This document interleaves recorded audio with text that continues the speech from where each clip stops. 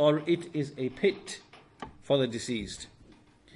And the reason why this has been specifically mentioned and made a point of belief is because of the rationalists, the people who believe that the intellect and reason is the ultimate foundation of everything, of all knowledge, is that they say that, look, when we open the grave, if we dig up the grave and we empty the grave, what do we see? We don't see any effects of any reward. We don't see any greenery. We don't see any fruits. We don't see anything like that. And likewise, if we were to dig up the grave, we don't see any effects, burning effects. We don't see any fire. We don't see any charcoal. We don't see any. There's nothing that we can see that indicates anything of punishment. And so, we see, we don't see any effect at all. So what they are doing here now, this is a crucial point to understand, which is that in raising this objection, what they've really done is that they've tried to understand the unseen in light of what is seen. Right? So what they see and observe, so we see fire, we see bliss, we see things that we can physically see, and we use that to make an analogy for that which we cannot see, and then they assume that the two have to be like for like. They have to work in exactly the same way. They assume that what is visible to the living person with his eyes and the vision, whatever the spectrum of vision is, that somehow in the barzakh and in the life for the deceased, that somehow this has to work in the same way. Such that if we dug the grave, we should physically be able to see the dead being rewarded or punished. And this analogy, and the basis of this analogy is false and futile. Why? Because the scene, what we see in the life of this world, is completely different to what we cannot see. And this also shows that they wrongly believe that the creation of Allah subhanahu wa ta'ala in this universe is all one single thing. Right? Meaning that what we see, what we perceive, all of creation works in the same way and is the same. And this is incorrect. This is also incorrect. This is also because of a corrupt and false analogy. Rather, we see that there is the alimul ghaib, the world that we cannot see. So there are things that we can't see, like the jinn, for example, or we cannot see the angels. They are made of a different material, different matter that is not within our range of perception. It works in different ways. And likewise, there is the alimul shahada, the world that we can see. And in the world that we can see, we see creatures, we see trees, we observe the effects of the wind, we see all of these things that we see. We can observe them, we can study them, we know the rules pertaining to them, but all of this is different to the world that is unseen. And we cannot make analogies for one with the other because that is not how it works. Right? So now we understand that the universe is not uniform. The universe is not uniform. There are things, there is within the universe worlds that we cannot see, that we cannot perceive, that we cannot study, that we cannot detect, that we cannot understand. It's impossible. It's impossible. And it is from reason to believe in this. It is from aql to believe in this. And it opposes reason to disbelieve in this. Opposite to what is claimed by the aqlaniyin and the philosophers and the kuffar, the disbelievers, who believe only in, as they claim, only in what the senses inform them. Only what we can see, perceive, detect, observe, whether with the naked eye or with microscopes or with whatever else, or with telescopes in space. This is false. This is false. It is from reason to believe in the existence of that which is not perceptible. right? Like the angels and the jinn and whatever else. So therefore, we make a distinction between the life of this world, the life of the barzakh, and paradise and hellfire. And what is obligatory therefore is that a person, he submits and believes, and not to make his intellect, his aql, to be a judge. Now this does not mean that we have denied the use of reason. This does not mean that at all. Unlike what is claimed against the people of the Sunnah by the Ash'aris and the Mu'tazila and the Falasifa, and likewise the non-Muslims. This does not mean that at all. Rather, we put intellect in its proper place, recognize its abilities, and recognize its limitations. So, this leads us to the next point, and the next point is something that is mentioned often by Shaykh al-Islam Ibn Taymiyyah, and likewise Ibn al-Qayyim, and likewise also the explainer of Al-Tahawiyah, Ibn Abil Izz, rahimahumullah, that the Sharia of Islam has come with things that would bewilder the intellect. The Sharia has come and brought things, mentioned things that the intellect would be bewildered by, astounded by, confused by, would be unable to understand. So there are things in the Sharia which have come, which are like that, which would not be able to understand. However, the Sharia has not come with anything that the intellect would deem to be impossible. There is nothing in reason, in intellect, that would make impossible anything which has come in the Sharia. Although at the same time, those things might bewilder a person's reason, might confuse a person, may astound a person. But at the same time, that does not mean that those things are impossible.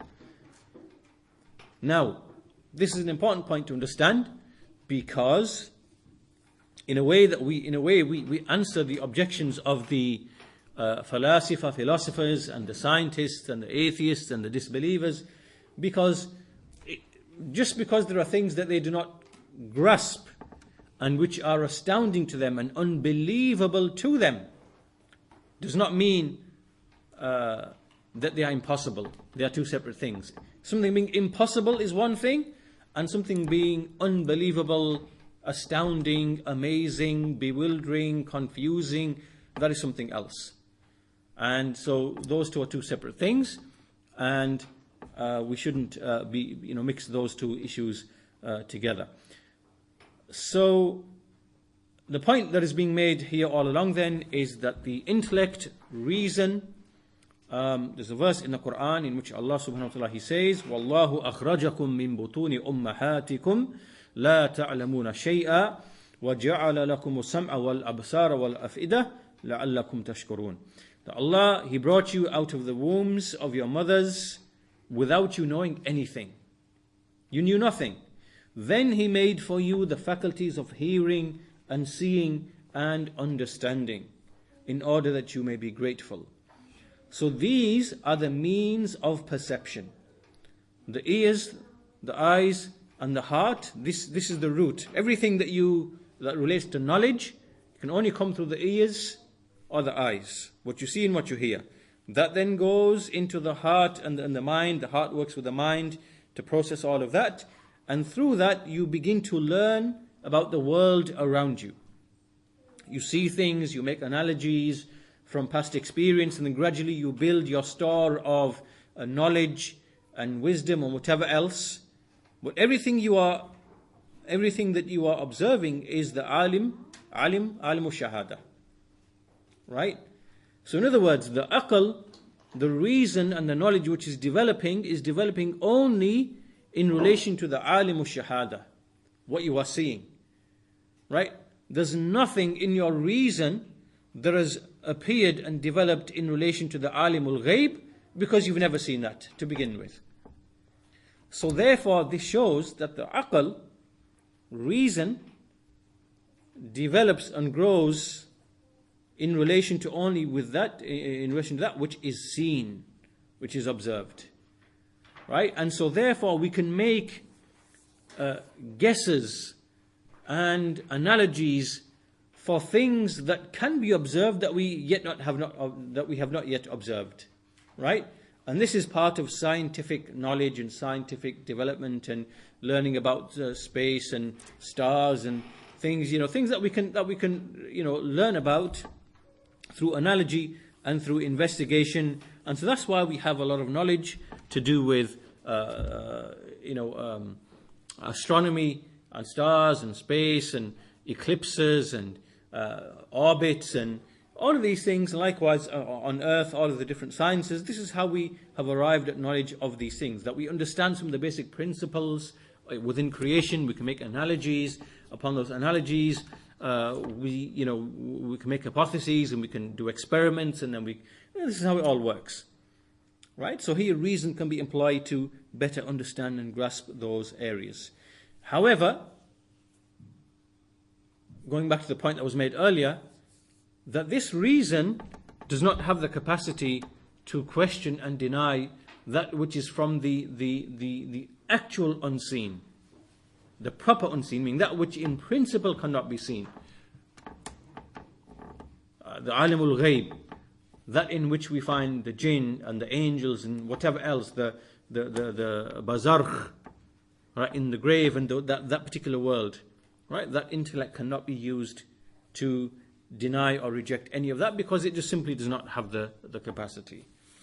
So for that reason, we find that the scholars like Shaykh al-Islam ibn Taymiyyah, they wrote books just built upon this principle that there is no conflict between reason, between aql, and between naql. Naql meaning transmission, which is the Quran and the Sunnah. Naql, what has come through transmission, and aql meaning that which is reason.